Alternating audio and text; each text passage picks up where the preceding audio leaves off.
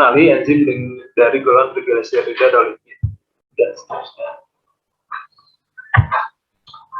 Kemudian di sini ada enzimatik kofaktor. Ya, kalau tadi dikatakan di awal bahwa enzim itu bisa mengubah suatu substrat menjadi produk. Ya, jadi diilustrasikan si enzim bekerja sendiri gitu ya. Nah, tapi pada kenyataannya si beberapa jenis enzim itu bisa menjadi suatu fasilitator istilahnya. Jadi ada suatu enzim dan ada suatu kofaktor gitu. Jadi si kofaktor ini suatu komponen non protein ya atau ion logam gitu ya, nanti yang akan terlibat dalam proses pengubahan suatu substrat menjadi produk. Nah, jadi ilustrasinya seperti yang tampak di layar. Itu ada enzim ya yang tidak aktif ya, kemudian si ada enzim. Jadi di sini koenzim akan berperan membantu enzim mengubah substrat menjadi suatu produk. Contohnya ada dihidrovatreduktase ya, di sini dia akan mereduksi NADPH ya, di sini ada satu atom hidrogen yang akan ditambahkan ke dalam dihidrofolat sehingga terbentuk tetrahidrofolat ya. Jadi di sini si kofaktornya ada NADPH, karena di sini NADPH merupakan struktur non enzim, enzimnya adalah DHFR atau dihidrofolat reduktase. Ya, jadi si NADPH di sini berperan hanya sebagai penyumbang satu atom hidrogen yang akan ditransfer ke dihidrofolat sehingga menghasilkan tetrahidrofolat.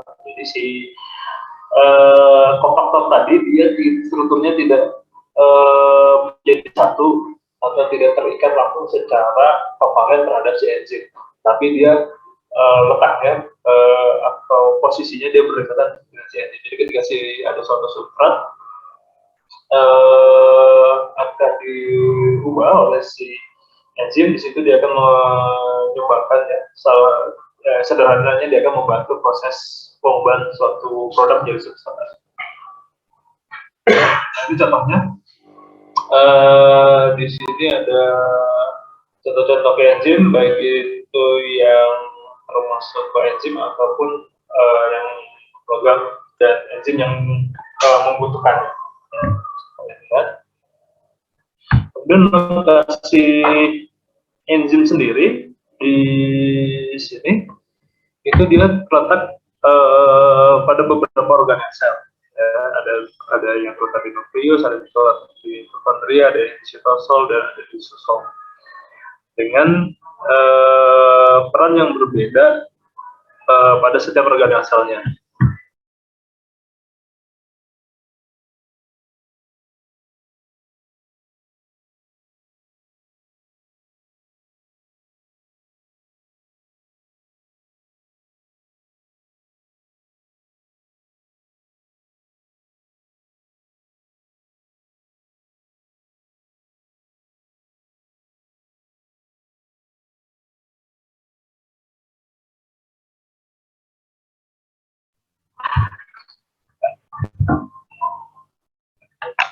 Kemudian untuk tata nama dari si enzim sendiri ya, secara sejarahnya sendiri kebanyakan si enzim itu merupakan turunan dari bahasa Yunani atau bahasa Yunani, gitu. Ada pepsin yang berarti pencernaan, atau pepsin niat yang melunakan, dan atau papain yang berasal dari papaya.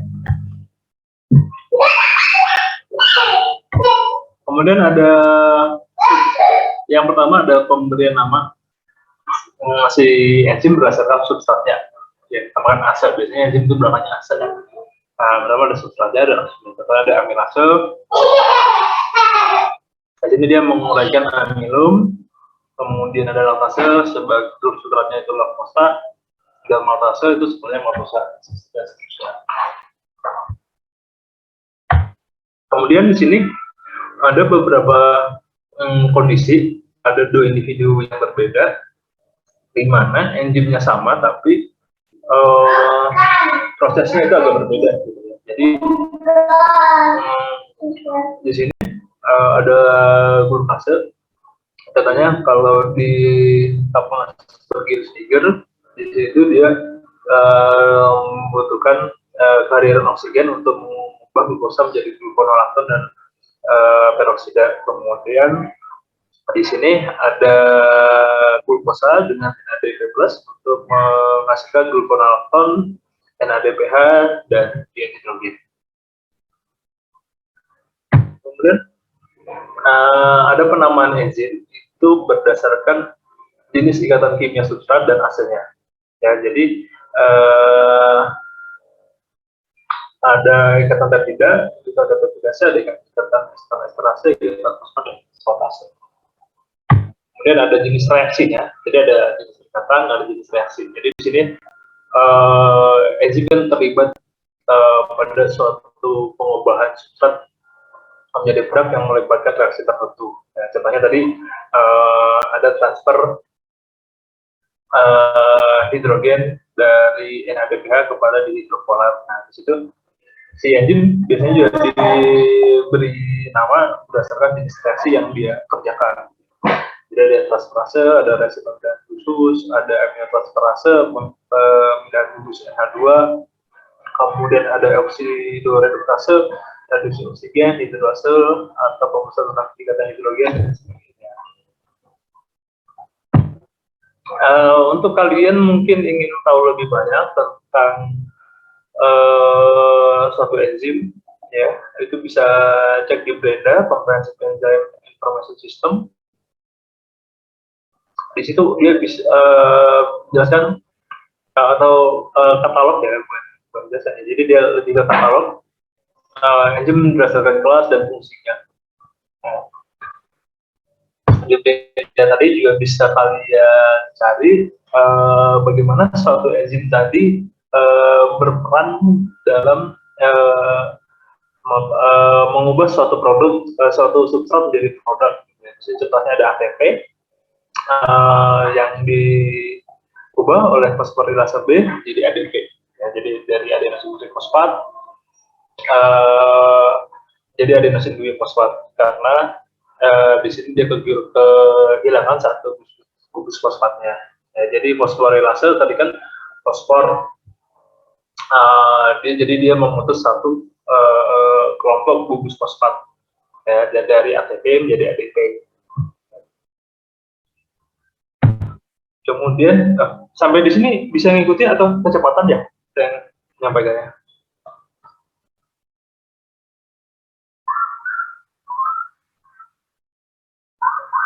Halo? Masih bisa, Pak. Oke. Saya agak buru-buru ya. Oke. Kemudian ada namanya zymogen atau proenzim. Jadi ada beberapa jenis enzim yang pada fase istirahatnya itu dia tidak aktif atau perlu aktivasi oleh faktor dari luar gitu ya, atau membutuhkan perubahan biokimia khusus. Gitu ya. Sebenarnya ada reaksi hidrolisis untuk mengubah situs aktif dan untuk mengaktifasi situs aktif dari si enzim sehingga si enzim tadi aktif. Ya, jadi si enzim aktif itu ketika situs aktifnya sudah bisa menerima substrat. Gitu ya. Nah, jadi si zymogen atau proenzim ini ketika dia dilepaskan untuk mengubah suatu substrat dia tidak aktif tapi membutuhkan pengubahan biokimia khusus sehingga dia menjadi aktif.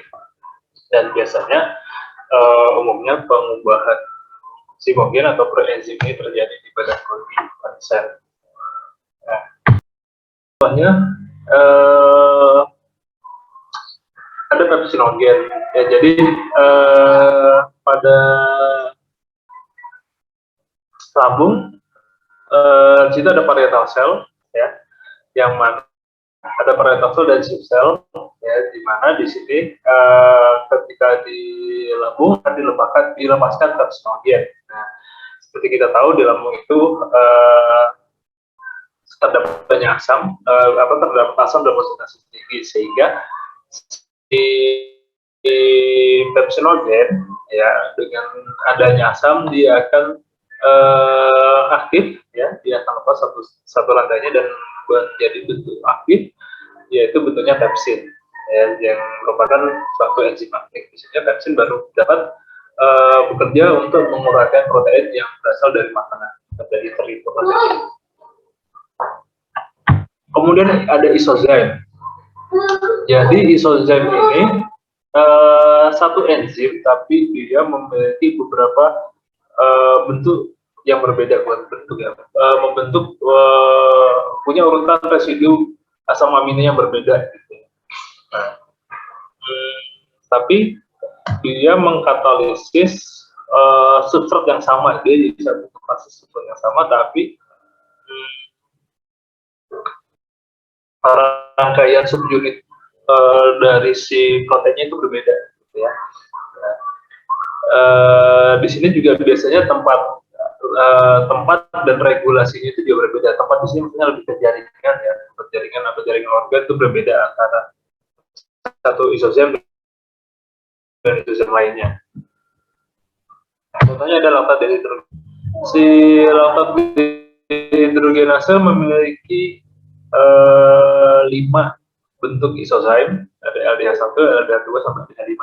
Yang mana di sini LDH1 itu tersusun dari 4 subunit H dan LDH5 itu tersusun dari subunit M. Ya, jadi subunit itu subunit protein.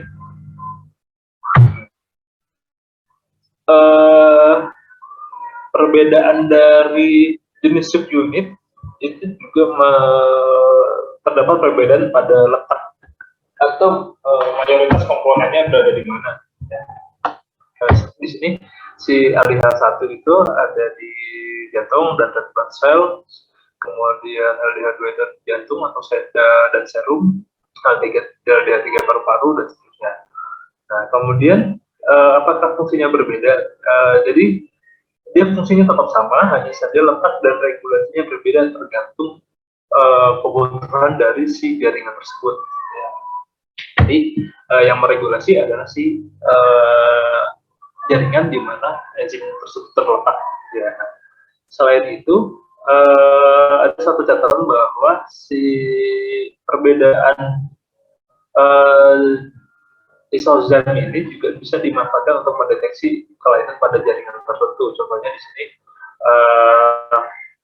LDH2 yang mana biasanya dalam serum itu jumlahnya lebih banyak. Ya. Tapi ketika pada serum jumlah LDH2 itu lebih sedikit dibandingkan LDH1, di sini bisa dijadikan alat diagnosis untuk mendeteksi infark miokard. Nah, pada infark miokard di sini terjadi proses kerusakan jaringan otot pada sel jantung, gitu ya. Jadi akan melepaskan LDH1, di mana LDH1 kan letaknya banyak mayoritas ada di jantung, gitu ya.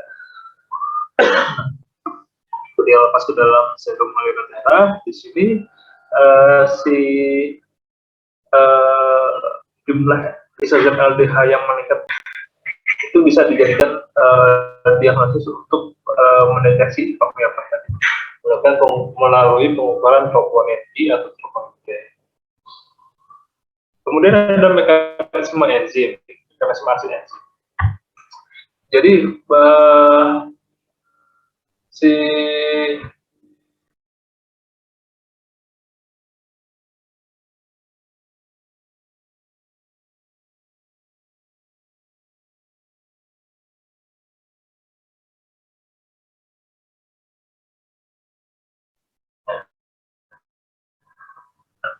jadi si enzim, ya, mengkatalis di sini dia lebih tepatnya itu menurunkan energi transisi, ya. Karena di layar di sebelah kiri itu ada perubahan untuk energi aktif tertentu, tanpa bantuan enzim. Dan di sebelah kanan itu pengubahan starting material menjadi produk dengan bantuan enzim, sehingga didapatkan tingkat energi yang lebih rendah dibandingkan proses pengubah starting material menjadi produk tanpa enzim. Ya, karena kita tahu bahwa dalam suatu struktur kimia terdapat energi ikatan atau delta G yang ada pada satu ikatan kimia pada substrat. Jadi ketika ada bantuan dari enzim, di sini proses pemutusan atau proses modifikasi substrat menjadi produk di sini tidak membutuhkan energi sebesar tanpa adanya bantuan enzim. Ya.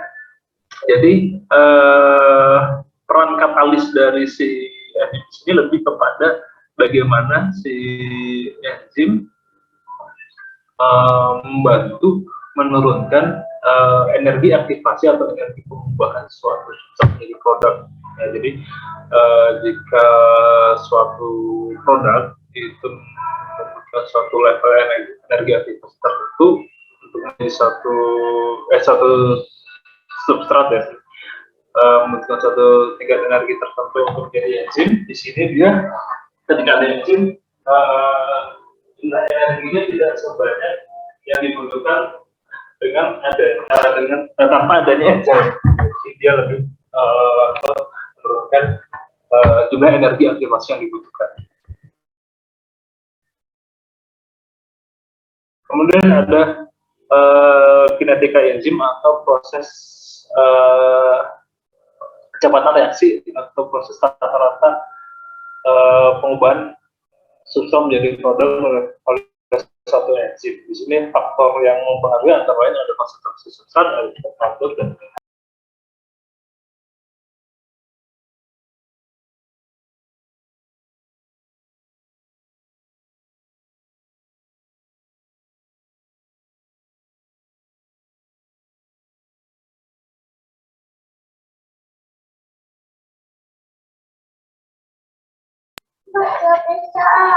ya, sebentar ya.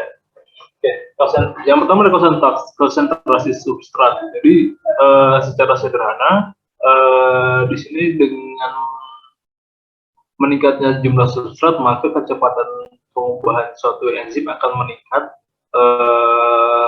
dengan seiringnya penambahan jumlah substrat hingga mencapai suatu kecepatan yang tetap ya. Jadi di sini substrat proses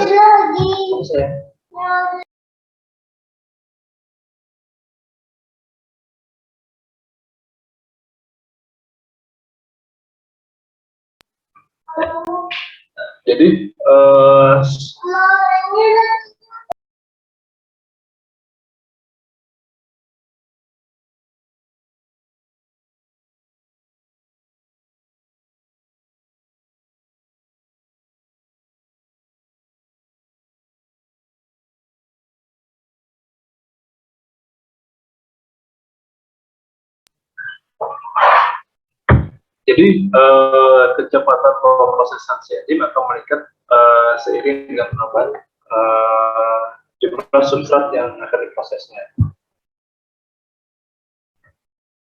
Kemudian ada temperatur. Di sini laju reaksi suatu enzim juga akan meningkat seiring dengan penambahan temperatur.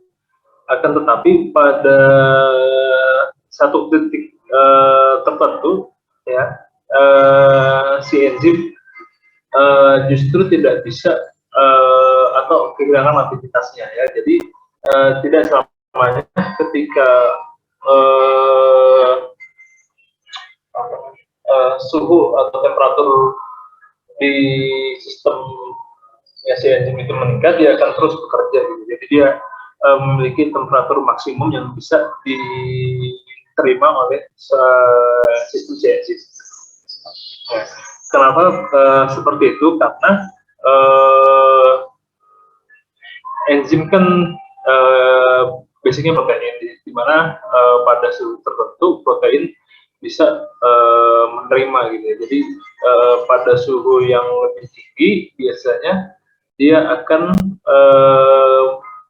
bukan menghancurkan, ya, dia akan mengganggu kestabilan struktur dari si enzim ya. Biasanya ketika struktur dari si enzim ini terganggu, maka kerjanya juga akan terganggu ya, karena si enzim itu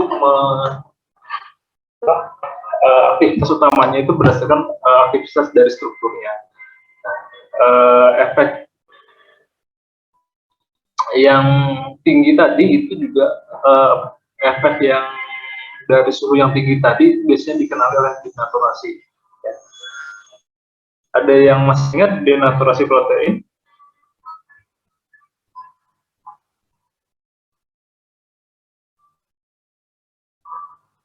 Ya, halo. Ada, Pak. Perubahan struktur sekunder, tersier, dan kuartener tanpa mengubah struktur primernya, Pak. Tanpa memotong ikatan peptida. Ya. Contoh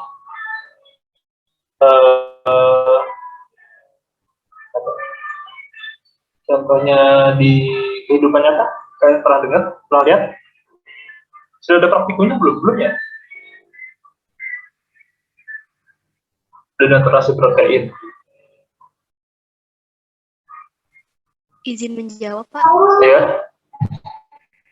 Kalau misalnya di kehidupan sehari-hari itu telur yang masak itu ya, Pak? Ya, kurang lebih seperti itu. Ya, jadi kan si protein kan sifatnya fleksibel ya, tapi ketika dia denaturasi, dia akan menjadi rigid, dia akan menjadi rusak secara struktural. Contoh sederhananya, denaturasi protein itu terjadi pada protein telur yang dipanaskan seperti itu. Ya. Sama halnya seperti enzim, jadi dia punya suhu optimal yang bisa diterima atau suhu maksimum yang bisa diterima si enzim, di mana dia masih bisa bekerja untuk membuat produk menjadi substrat. Kemudian ada pH, karena di sini beberapa enzim sepertinya pepsin tadi, dia itu bergantung pada pH supaya aktif. Jadi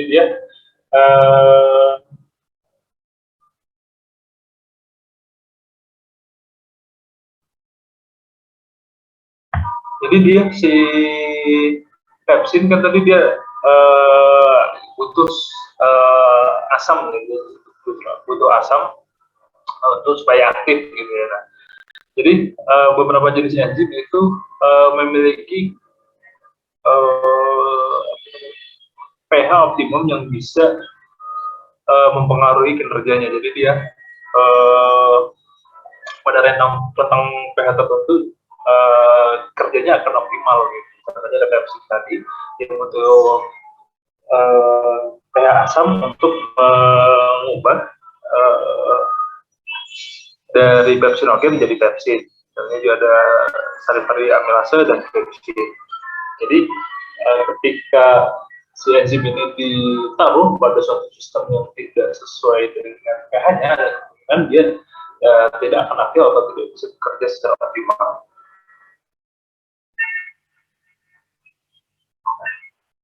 Kemudian ada inhibisi enzim, ya. Jadi di sini ada beberapa regulasi atau beberapa faktor yang bisa menghentikan kerja si enzim. Kenapa kita harus tahu? Karena di sini kita ingin melihat ketika suatu enzim tertentu dihambat itu efeknya seperti apa ya kan.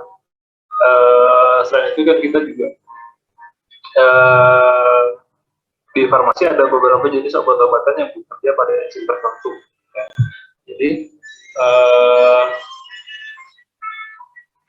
nah, di sini di ilustrasinya, ya, jadi ada beberapa jenis substrat yang mampu menghambat kerja si enzim dengan berinteraksi dengan aktivitas dari si enzim. Polanya sendiri, yang pertama ada reversibel dan irreversibel. Untuk reversible itu ada inhibitor kompetitif dan inhibitor non kompetitif. Yang pertama ada inhibitor kompetitif. Jadi di sini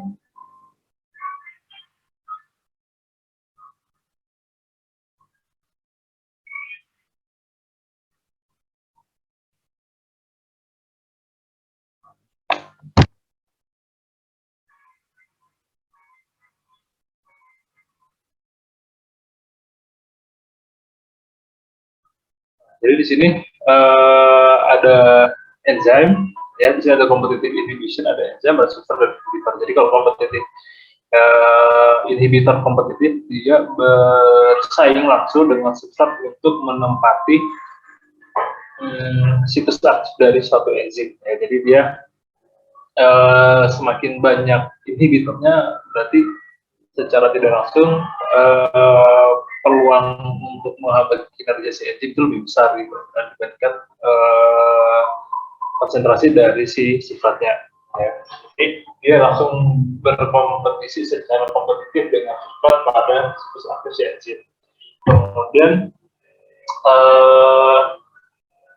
penghambatan non kompetitif. Nah, jadi di sini kan tadi sama seperti kita ketahui ya bahwa si enzim itu basicnya protein. Nah, protein tadi itu suatu bentuk yang besar gitu kan ya. Nah,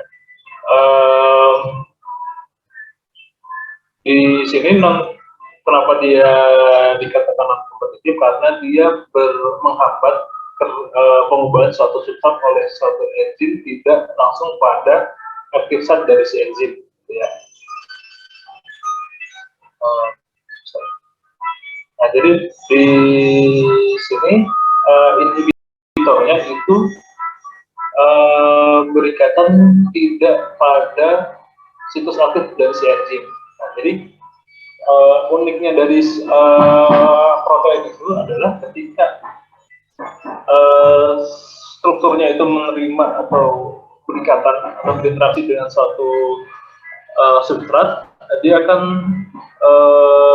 mengubah konformasinya secara keseluruhan ya, karena ada proses induce fit tadi yang dari teori Kloskan tadi kan ada teori induce fit. Jadi ibaratkan kalau non kompetitif ini si inhibitornya itu menempati di sisi lain dari si enzim. Ini misalkan di sini ada gambar protein gitu ya. Nah, ini yang birunya active site.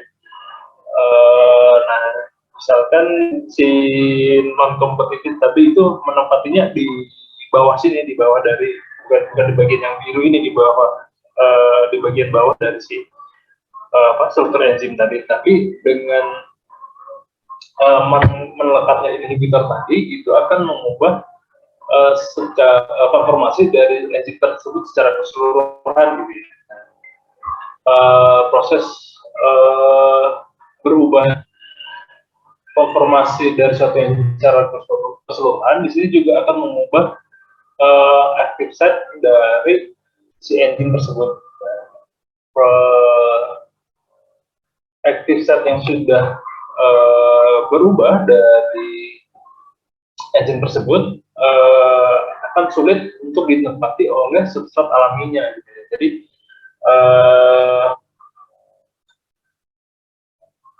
dia di inhibitor non kompetitif itu dia sifatnya mengubah bentuk aktif site dari si enzim secara tidak langsung. Gitu. Jadi dia menempati tempat lain dari si enzim, kemudian dia akan mengubah strukturnya secara keseluruhan sehingga aktif site dari si enzim yang seharusnya bisa ditempati oleh substrat tidak bisa ditempati oleh substrat. Nah, itu makanya disebut inhibitor non kompetitif. Jadi dia tidak menghambat langsung di aktif site si enzim, tapi dia berinteraksi atau binding dari sisi lain si enzim, menimbulkan reaksi induce fit yang mana akan mengubah konformasi si enzim tersebut secara keseluruhan dan mengubah terutama ya aktif dari si enzim sehingga tidak bisa ditempati oleh substrat lain.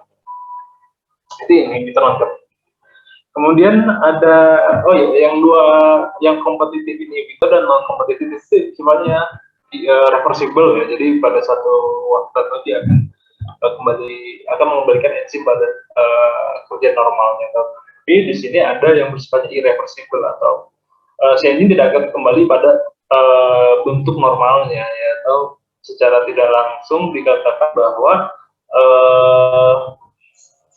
si enzim itu sudah terikat secara langsung antara enzim dan inhibitornya. Jadi sudah terikat gitu ya, antara enzim dan inhibitornya. Nah, terikatnya enzim dengan inhibitornya ini akan mengakibatkan pengubahan bentuk atau pengubahan konformasi dari si enzim secara permanen. Jadi si bentuk normal dari si enzim itu akan berubah secara permanen ketika berjalan secara irreversible dengan inhibitornya. Ketika sudah berubah secara permanen, berarti si substratnya secara langsung tidak bisa di-cross lagi oleh si enzim yang sudah dihambat secara irreversible oleh inhibitornya. Nah, biasanya penghambatan irreversible itu sifatnya atau proses interaksi itu melibatkan ikatan kovalent. Ini contohnya ya, inhibitor kompetitif tadi ya. Jadi ada suatu substrat yang namanya PABA ya, atau para aminobenzoic acid. Jadi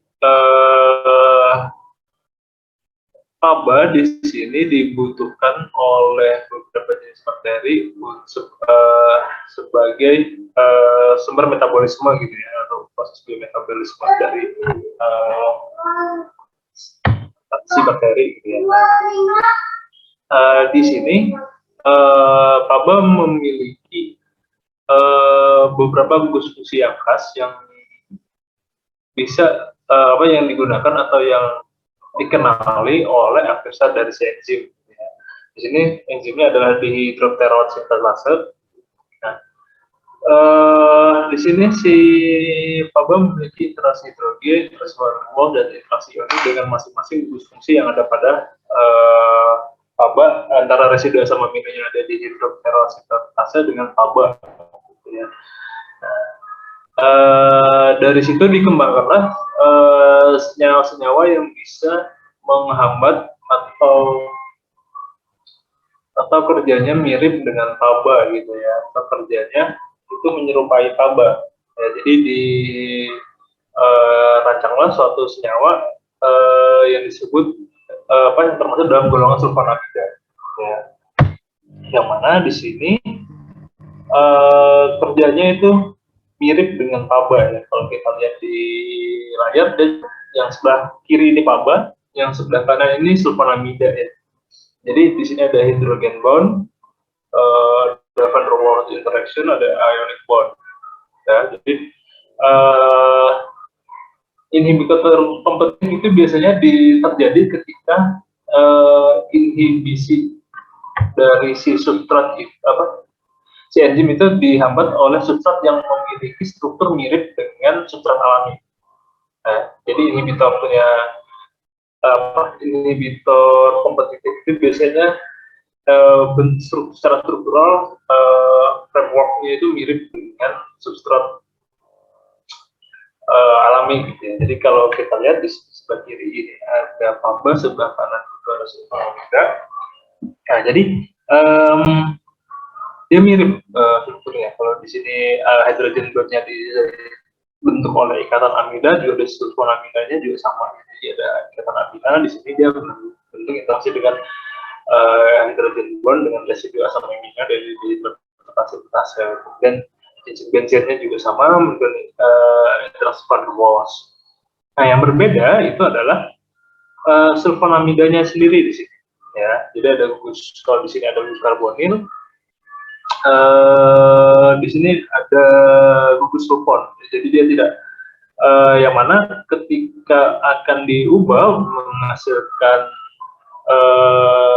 produk yang dibutuhkan oleh bakteri, itu dia tidak akan terbentuk. Gitu. Jadi produk yang diinginkan itu tidak sesuai karena ada satu pengubahan gugus dari substrat alaminya, gitu, yang berbeda dari substrat alaminya. Kalau di sini dia gugus karboksil, ya, atom C, di sini atom sulfur, ya, atom S, ya. Jadi walaupun yang berinteraksi itu sama, gitu, jadi ada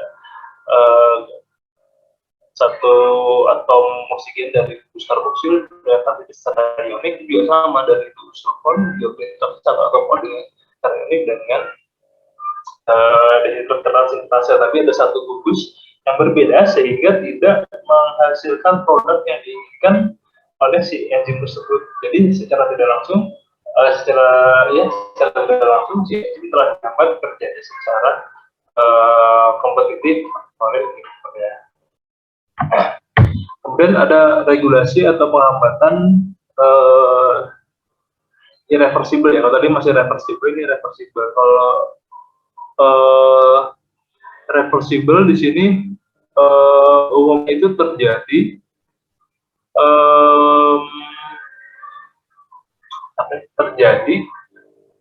interaksinya itu secara elektrostatik, ya. Kalau kalian pernah belajar ilmu kimia, ikatan elektrostatik itu ada ikatan ionik, ikatan hidrogen, ada ikatan van der Waals, ada ikatan dipol-dipol. Nah, jadi ya, interaksi elektrostatik di sini interaksi antara medan gaya, gitu, atau medan yang tarik menarik, gitu. Tapi tidak membentuk satu rantai baru, makanya dia kerjanya masih sifatnya masih reversible, masih bisa terlepas pada satu rata-rata waktu, gitu, ya. Nah, sedangkan di mekanisme irreversible untuk penghambatan enzim, di sini dia ikatannya itu tidak bisa dilepaskan oleh ikatan lain, gitu, ya. Jadi berarti di sini ikatannya itu membentuk interaksi itu membentuk satu ikatan baru atau membentuk satu rantai baru, gitu. Kalau di dalam kimia organik kan kita menulis satu bentuk rantai itu dalam satu garis lurus, gitu, ya. Nah, berarti kalau di reversible ketika dia membentuk satu rantai baru, berarti dia membentuk satu ikatan baru, gitu. Kenapa dia tidak mudah dilepaskan? Itu karena energi ikatannya lebih besar dibandingkan energi ikatan pada fase pada interaksi elektrostatik, ya. Itu elektrostatik itu biasanya rataan energi ikatannya sekitar 5-10 kilokalori per mol, sedangkan pada ikatan lokal itu bisa mencapai sekitar 40 kilokalori per mol, sehingga energi yang dibutuhkan untuk memutuskan ikatan tersebut lebih besar. Nah, di sini contohnya ada inhibisi enzim transpeptidase. Jadi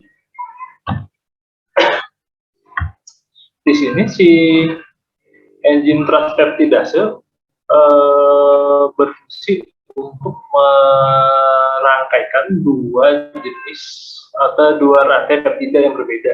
Nah, di situ ada asam aminoserin dan residu asam aminoserin dan asam aminoisin. Ya, ada ser, ada lis, serin dan lisin. Jadi dia akan membentuk satu rantai baru, gitu. Di kerja normalnya, gitu. Kerja normalnya itu membentuk satu rantai baru, merangkaikan satu rantai baru antara dua rantai peptida yang berbeda.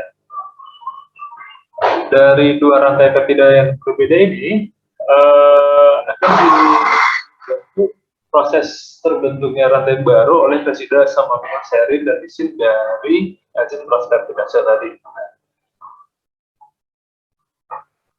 Itu kerja normalnya. Nah, kemudian kerjanya ketika diinhibisi itu terjadi ketika suatu penisilin ya,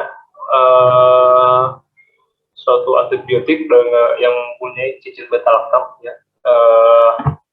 Ini cicin beta-laktam yang cicin segi 4 cicin beta-laktam. Jadi dia cicin beta-laktam di sini dia bisa berikatan atau bisa membentuk ikatan kovalen ya dengan residu asam aminoserin dari enzim transpeptidase.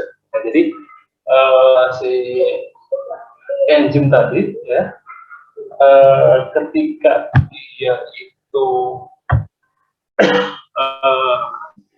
ketika dia didatangi, ketika si penisilin tadi itu masuk ke aktif site dari si enzim transpeptidase, cicin beta-laktam dari penisilin tadi akan berikatan dengan residu asam aminoserin, dan ikatan di sini yang seperti saya bilang tadi ikatan kovalen. Jadi ketika dia sudah berikatan kovalen, dia akan terikat secara permanen antara substitusi penicillin tadi dengan residu asam amino yang ada pada aktivasi enzim. Ketika sudah berikatan secara kovalen, berarti si penicillin akan melekat secara permanen di aktivasi enzim, sehingga ketika ada dua rantai peptida yang akan dirangkaikan tadi itu tidak bisa diproses oleh aktivasi dari si enzim transpeptidase tadi ya sih. Dan juga yang khas gitu ya dari beberapa jenis ikatan kovalen antara substrat pengganggu dengan si enzimnya.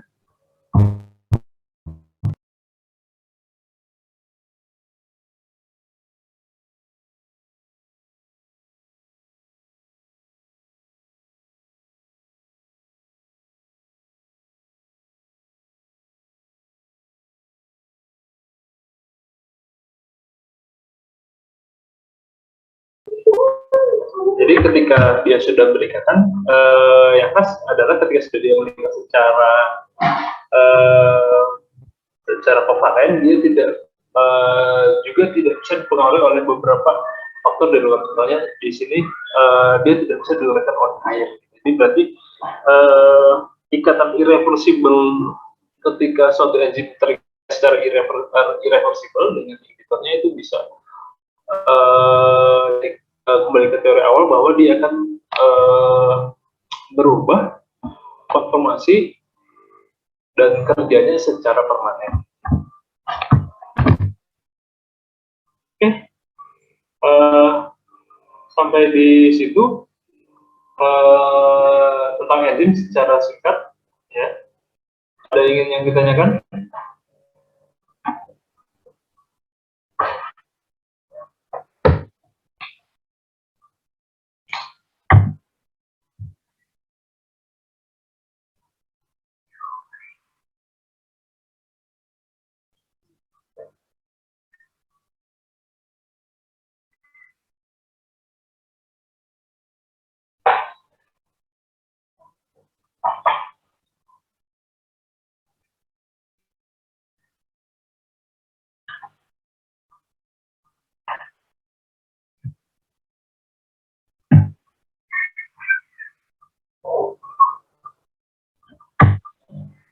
Ada yang ingin bertanya?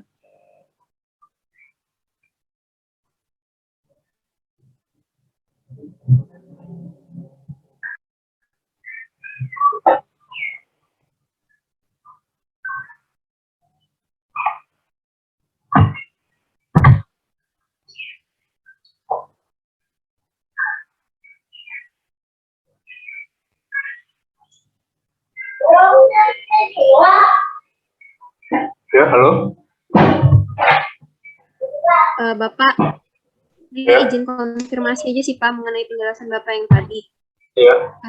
Berarti Pak, enzim ini bisa menyusun substrat yang masuk sama dia gitu ya Pak ya? Iya. Lalu Pak, Ya. berarti enzim ini bisa dimasukin sama golongan substrat gitu juga Kak Pak? Maksudnya? maksudnya yang berbeda gitu Pak, substratnya satu enzim gitu Pak. Jadi teori fleksibilitas enzim di sini ya bukan berarti bahwa suatu enzim itu bisa menguraikan berbagai macam substrat gitu ya. Nah, jadi di sini ada beberapa residu asam amino yang khas yang bisa mengaktifasi terjadinya proses fleksibilitas si enzim tadi gitu ya. Nah, contohnya yang tadi ya. Nah, misalkan ini aja ya sederhananya ya.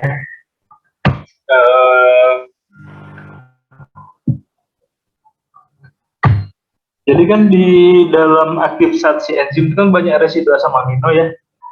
Residu asam amino itu banyak gitu ya. Nah, untuk menimbulkan suatu proses yang disebut industri tadi ya, suatu substrat itu harus berikatan secara spesifik dengan residu asam amino yang telah ditentukan. Residu asam amino yang memang berperan gitu ya, yang conserve gitu, yang khusus gitu ya. Jadi substrat ketika masuk ke aktivasi enzim ya, di situ dia ketika dia berinteraksi dengan suatu residu asam amino yang khusus yang dikenali atau yang dikenali oleh si enzim gitu ya, dia akan secara tidak langsung akan memicu terjadinya proses industri tadi. Nah, baru di situ akan muncul yang namanya fleksibilitas si enzim, baru terjadinya proses pengubahan suatu substrat menjadi produk. Jadi untuk mengaktifasi kerja si enzim tadi ya, diperlukan adanya interaksi khusus antara suatu substrat dengan residu asam amino yang ada di enzim. Misalkan contohnya yang ada di sini ya, yang di PABA ini ya contohnya ya. Nah, yang di PABA di sini kan yang di highlight itu yang warna biru itu ada interaksi hidrogen, interaksi van der Waals dan interaksi ionik gitu ya. Nah, interaksi, kenapa tiga interaksi tersebut yang di highlight atau yang disorot gitu ya, karena ketika si enzim dihidroperolat sintetase tadi ingin bekerja, harus terbentuk dulu tiga interaksi tersebut. Misalkan dari tiga interaksi ini ada interaksi ionik itu tidak terbentuk gitu ya. Nah, ketika interaksi ionik tidak terbentuk, secara tidak langsung dihidroperolat sintetase tidak akan mengenali si PABA tadi ya.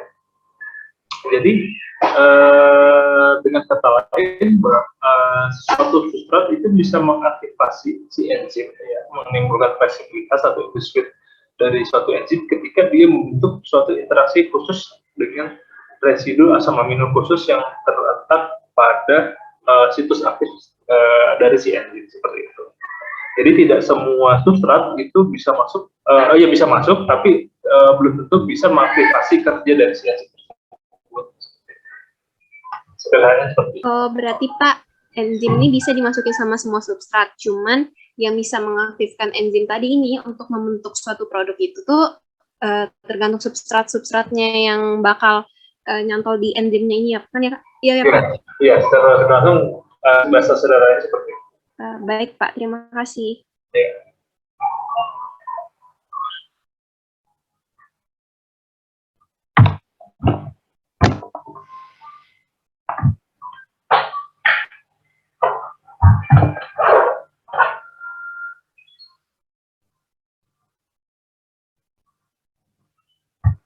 Ada lagi yang ingin bertanya? Jadi kenapa penting tadi ya kita tahu residu asam amino dan situs aktif dari si enzim, karena kerja dari enzim tersebut kuncinya ada di residu asam amino yang berperan dan substrat yang akan berinteraksi dengan si aktif dari si enzim tersebut secara molekuler ya, secara apa ya? Secara molekuler atau secara interaksi kimia antara suatu substrat dengan enzimnya.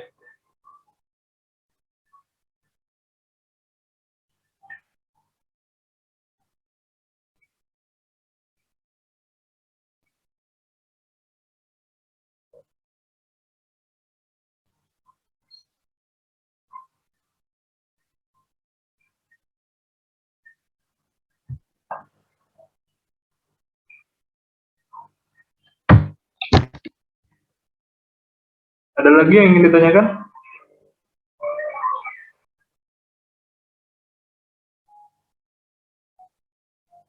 Jika tidak ada, saya tutup kuliahnya sampai di sini, boleh?